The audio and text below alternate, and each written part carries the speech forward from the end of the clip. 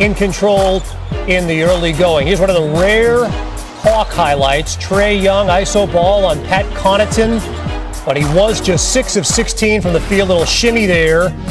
Bucks would unleash a frenzy in the second quarter off the Trae miss. Giannis to Drew Holiday, one of 29 Bucks assists. This is going to start a serious run.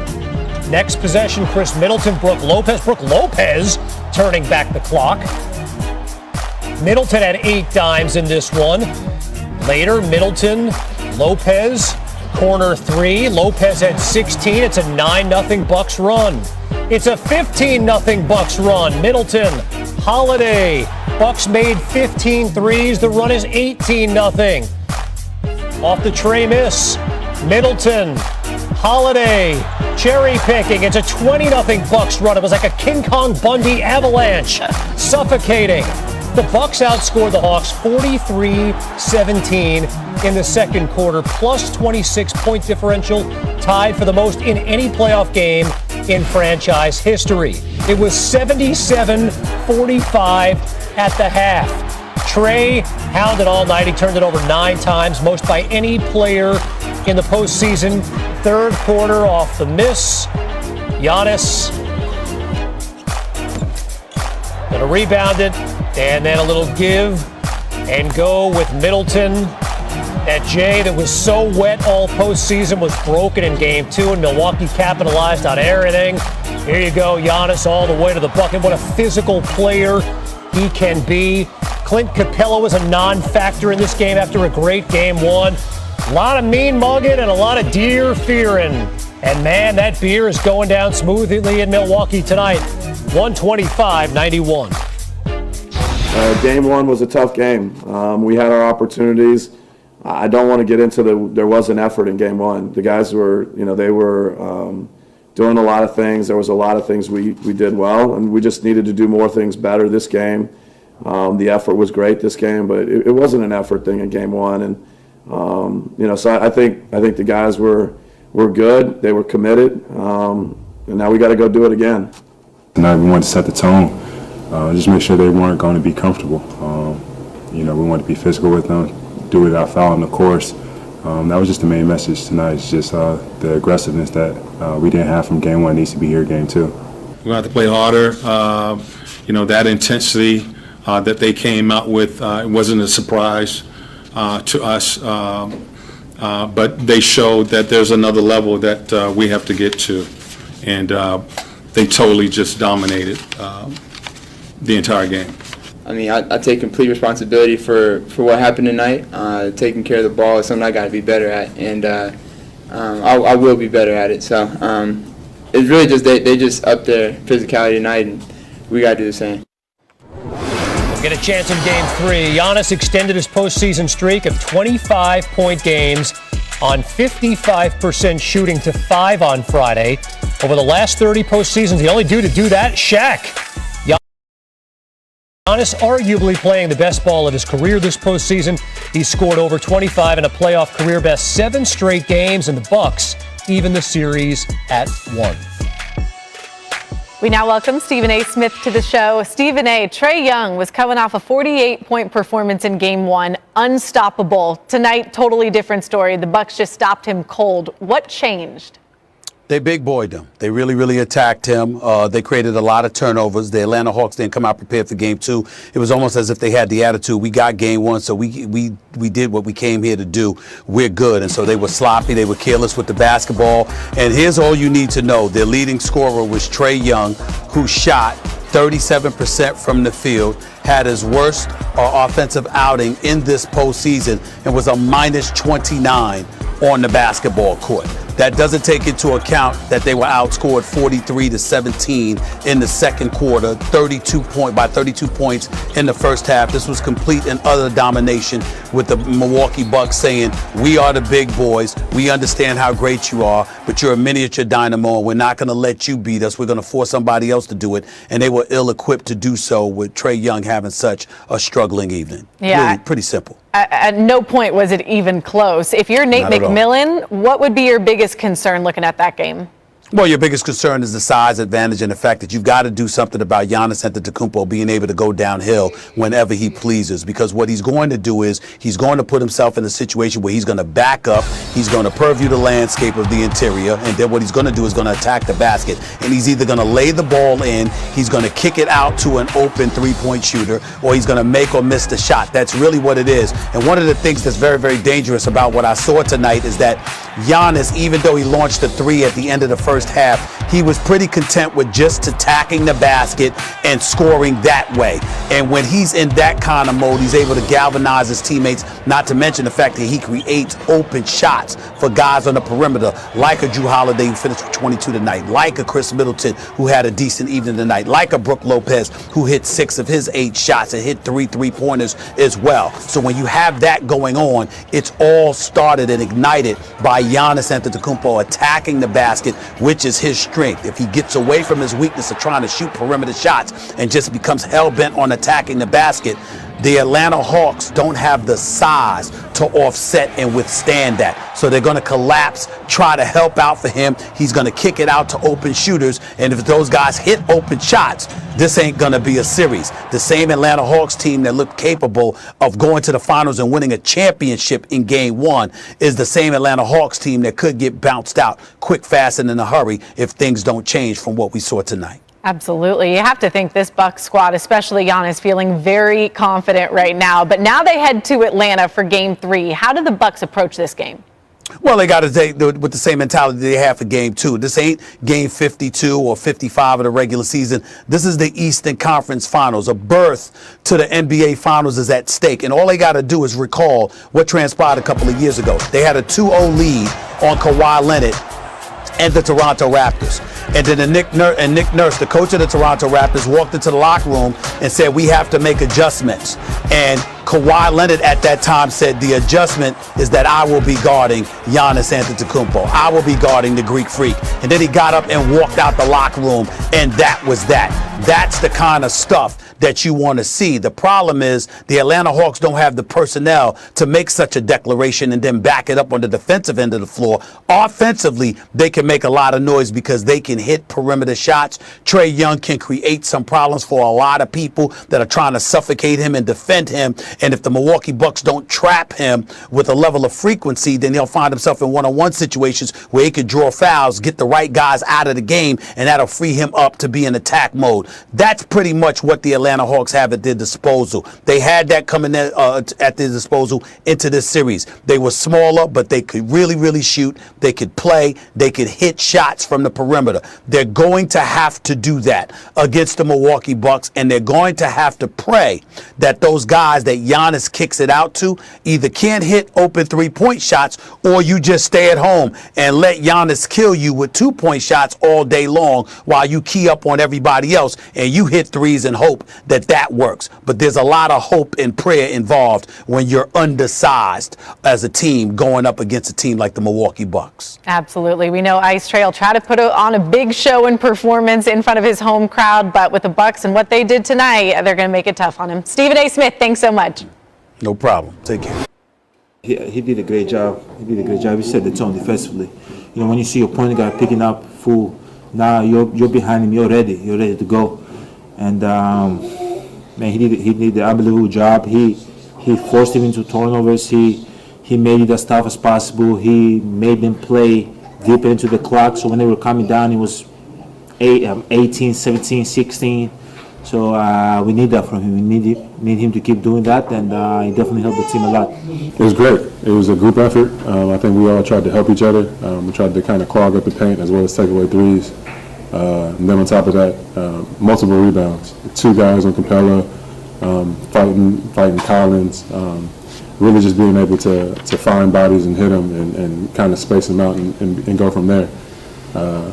But defensively, I think we did a very good job of playing for each other, which, again, with a team with so many shooters and scorers, that's going to be huge.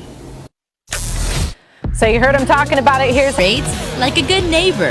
State Farm is there. Once again, Stephen A. Smith with us with a look at Game 2 between the Hawks and Bucks, but mostly the Bucks, Steve. How were they able to just dominate Atlanta like that?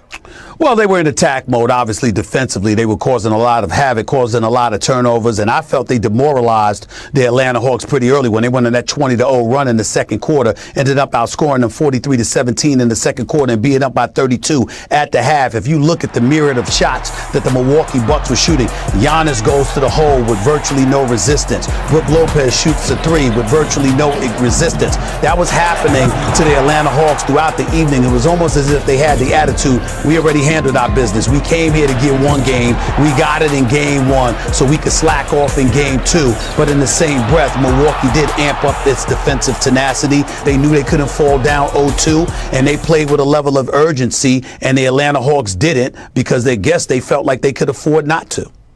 All right, so after game one, Atlanta's got to win on the road. Milwaukee comes into this game knowing they have to win this one. They can't go down 0-2 after 2 games at home. And they deliver a dominant performance like you just described. So how much did this series change after this game? Well, I don't think the series changed much after this game because Atlanta did do what it came to do, which was get one game. So the series is tied 1-1. They have home court advantage. Now, we've seen them lose on their home court before, not once, but twice to the Philadelphia 76ers in the Eastern Conference semifinals. So we know they're capable of being beaten in the ATL. Nevertheless, Trae Young has to be sensational just like he was in game one. There is no way around it. Where he goes, the Atlanta Hawks follow. And if he's not able to keep them in the game with his greatness, then unfortunately they have no chance in this series. He knows it, the Hawks know it, and more importantly, the Milwaukee Bucks know it. So we'll see how everybody responds. Let's talk about the Western Conference now, Steven. Last time we talked, you mentioned the importance of this game 4. What are you expecting Saturday? I'm expecting Devin Booker and Chris Paul to look a hell of a lot better than they did in game 3. Due to rust on Chris Paul's part, due to that broken nose and wearing a mask for the first time on Devin Booker's part, they combined to shoot 10 of 40. That ain't going to cut it. And we can give Patrick Beverley and Terrence Mann boatloads of credit for how they performed defensively on CP3 and Devin Booker. But we know how elite those two are, and I certainly don't expect a repeat performance from them. I do expect a repeat performance at the very least for Paul George, who has filled in admirably with the absence of Kawhi Leonard being that star for the team. I expect more of the same from the Clippers. I expect the Phoenix Suns backcourt to be significantly different. The question is, will it be enough at the Staples Center in game 4 to take this series back to Phoenix and go up 3-1? I don't know if that's the case. It's going to be real interesting to find out. Yes, we will be watching, and we'll talk again after game 4 here on SportsCenter. Great having you with us, man. All right, my man. All right, Friday night. Who's the most important player in game 2? Trae Young, just like he was in game 1. Let me remind everybody, 48 points and 11 assists. Let me remind everybody, cat quick with passing ability, and he can shoot long-range shots at a 34% clip. Ain't the greatest, but he still makes them when they count. Oh, by the way, he's a magician at drawing fouls, which puts defenses on its heels because they're scared they're going to get in foul trouble. Oh, by the way, he makes you change your game plan because you got to go small. Because you can't have somebody like Brook Lopez in the game because Trae Young will put him in pick-and-roll situations, forcing him to even come out and guard him, which he won't do because he's too slow for that, okay? Or, peek or tease like he's going out, but opening the floor up for an alley-oop to Clint Capella or John Collins. This is the bottom line. When you look at Trae Young, I said it before the series began, even though I picked the Milwaukee Bucks. Trae Young is the key. He cannot be spectacular. If he is spectacular, he's their only hope. If Trae Young is spectacular, Atlanta wins this series. I'm counting on him not doing in game 1, not doing the rest of the series, rather, what he did in game 1. Because if that happens, Atlanta's going to the NBA Finals. You've got to find a way to neutralize Trae Young. Drew Holiday, you can't try to get in the shootout with him. You can't try to score 40 just because you know he putting up buckets. You got to remember, you're there because you're the all-defensive team, first team all-defensive NBA. That's your job. Chris Middleton, excuse me, I thought you were a secondary option. Damn, we ain't asking you to be James Harden or Kyrie Irving, but could you at least be Chris Middleton as opposed to an imposter? Show the hell up. I mean, my God. You do have skills. You're about 6'8". You got a mid-range game. You can handle, you can shoot, you can score. Why don't you act like it? Because the Milwaukee Bucks are going to need that from him because Giannis in his perimeter game can't be relied upon late in the game. That's going to have to be Chris Middleton. So, but your answer is Trae Young, Trae Young. Trae Young is the priority. Most important player. Okay. because you ended, your natural flow of your thoughts brought you eventually to the right place, which is, the answer is Chris Middleton. And the reason it's Chris Middleton is because he's not a superstar. Trae Young is a superstar. We all agree now, certainly a top 15 player in the NBA. That guy you can rely on to be great. That's why he's a superstar. Same thing with Giannis. Giannis gave you what? Was it 34, 12 and something game one? Even when Giannis is bad, he's still putting up star numbers. That's why Giannis and Trae are superstars, because they're reliably productive. When we think they're not productive, it's at a certain level. Well, he scored 24 points and grabbed 10 boards, but he was inefficient, right? They can be relied on. But the reason I thought the Bucks would win this series is, as much as people in Milwaukee like to tell me that they have a big three, they do not, because these guys are not consistently great, Middleton and Drew Holiday. I did think that given the absence of a team like the Nets with Kyrie and Harden, they didn't have those guys available, that actually the Bucks would have in this series the third best player, Middleton. So Giannis would have the best help. He'd have the best crime partner. Middleton went 0 for 9 from 3 in game one. They lost by 1 possession, Stephen A. And you could talk about Drew Holiday's defense. He wasn't getting a lot of help, but he was scoring. But that's the issue with Middleton and Holiday.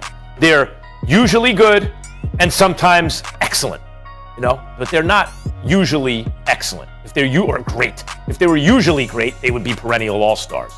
Chris Middleton in the regular season, Stephen A, takes 5 or 6 threes a game, hits over 40% of them, hits like 90% of his free throws, gets to the line 4 or 5 times a game. He's got to be at least that guy. We can't be looking at this game 2 or this series and say Collins is the third best player in the series. If that happens, the Bucks will lose. I think you can rely on Giannis to be a great big, because that's what he is. That's why Shaq said he could take the Superman name, because he recognized, and so did you, Stephen A, he's really a big dressed up as a wing. And he'll take it strong. And Trae, we already know. What will Middleton do? Will he step up or will he fade? If he steps up, the Bucks will win. He's the most important player in game 2. Here's the reason I disagree with you, Max Kellerman. Drew Holiday didn't show up and play defense. Chris Middleton shot 6 of 23 in game 1, okay? If Trae Young doesn't have the game that he has, the Milwaukee Bucks still win this game. Everything is about Trae Young. If Trae Young explodes, Milwaukee loses. If you neutralize him, Milwaukee wins. See, Chris Middleton, we want this from him. We should demand it from him. He is in the midst of a $180 million contract, by the way. All of that's true. But even without it, you still win this game and this series if you neutralize Trae Young. The problem is you didn't do it in game 1. The problem is Philly didn't do it for 4 games. The problem is the Knicks couldn't do it for 2 games. Okay? That's the problem. You can't neutralize Trae Young. You neutralize him, you beat the Hawks. But that's what I'm saying. You can't really, a superstar, Stephen A, usually will find out another way to hurt you. You draw a double and he'll find the open guy. Trae Young, what do you always say? Cat quick, right? And can kill you a lot of different. It's not just shooting. He's a team player. And by the way, as the leader of that team, what do we constantly hear this about the team? It's a real brotherhood. These guys, we hear it from the players, we hear it from the press in the area, we hear it from their fans. These dudes love each other, they play for each other. A lot of that has to do with their leader and the way he plays. He will fill it up if he needs to. If he needs to help you another way, that's what he'll do. So I don't think that you can really neutralize Trae Young. Yes, he doesn't have to score 48 points, but he'll hurt you in other ways. The point is who's most important. What I'm saying to you is, with or without Chris Middleton, Milwaukee could win. Atlanta can't do it without Trae Young. No, well, they can't do it without Giannis either. My point is, you can take for granted Giannis and Trae will play up because they are superstars. So I'm looking at everyone else who needs to step up. But wait a minute. Giannis is around what he normally does, Max. Yeah, Giannis had like 34 and 12. Listen to me. Giannis is around 30 and 12, 30, 30, around that area. Trae Young is around 25. We ain't talking 48. That's the difference. That's what I'm saying. In other words, what I'm trying to say to you, if Trae Young rolls out there, Max, and he got 26, 27 points, he got 10 assists or something like that, I get your point. I'm not talking about that because that's what we expect from them. I'm saying with him, we're seeing explosions. But that can't happen. Playoff series. My point is, we have to look at Trae Young now, and we've seen a couple of these young guys in the last year or two do this. We have to look at Trae Young. I think we have to assume he plays up to the moment. He plays big with the chips on the line. So if he's 25 or 26 in the regular season, he's 30, 32 in the playoffs. Now, you're right, that's not 48. But he doesn't need to score 48 to beat this Bucks team if Middleton doesn't show up. Because you could say Giannis usually does this in the regular season. Trae does even better in the playoffs, but he's been doing that all along. Middleton doesn't usually shoot 6 of 23. No, Max. The knock against him is the inconsistency, not the ability.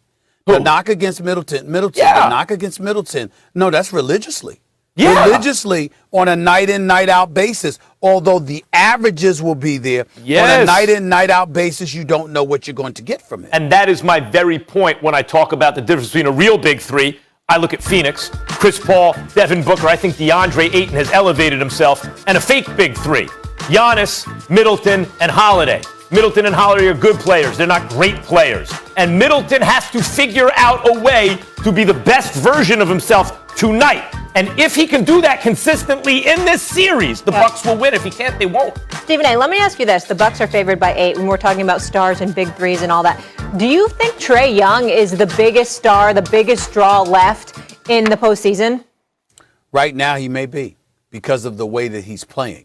I would not have told you that if you're just looking at the teams on face value, and I would not have come out with his name. You know, I would have been a Booker guy. I would have been a Paul George guy. I would have been a Giannis guy.